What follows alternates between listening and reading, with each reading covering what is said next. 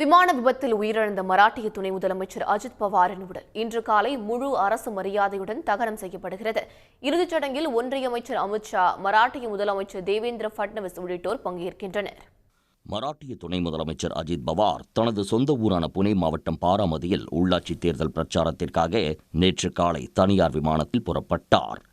2 முறை விமானம் தரையிறங்க முயன்ற நிலையில் போதிய வெளிச்சம் இல்லாததால் தரையிறங்க முடியவில்லை. காலை 8:45 மணியளவில் ரேடார் தொடர்பில் இருந்து துண்டிக்கப்பட்ட விமானம் திடீரென நிலை தடுமாறி தரையில் விழுந்து நொறுங்கி தீப்பிடித்து எரிந்தது.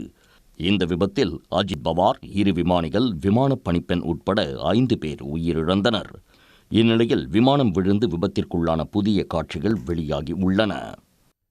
விமானம் விபத்து ஏற்படுவதற்கு சில மணி நேரத்திற்கு முன்பு அஜித் பவாரின் விமான பயணம் தொடர்பான காணொலியும் இணையத்தில் வைரலாகி வருகிறது. அஜித் பவாரின் உடல் அவர் அணிந்திருந்த கைக்கடிகாரம் மூலம் அடையாளம் காணப்பட்டது. இதனிடையே விபத்து நடந்த இடத்தில் விசாரணையை தொடங்கியுள்ள விமான விபத்து விசாரணை பணியகம் விமானத்தின் கருப்பு பெட்டியை கைப்பற்றியுள்ளது. இதன் மூலம் விபத்துக்கான காரணம் தெரியவரும் என எதிர்பார்க்கப்படுகிறது.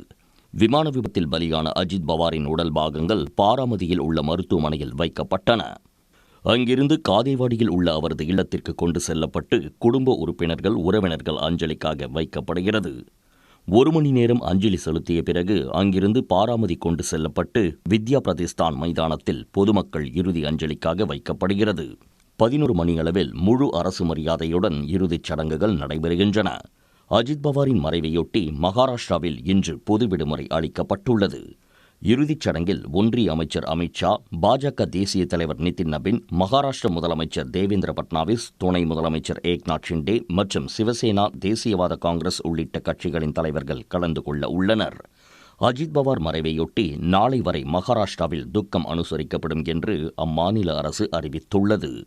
உடனுக்குடன் செய்திகளை தெரிந்து கொள்ள சன் நியூஸ் பெல் ஐகானை கிளிக் பண்ணுங்க.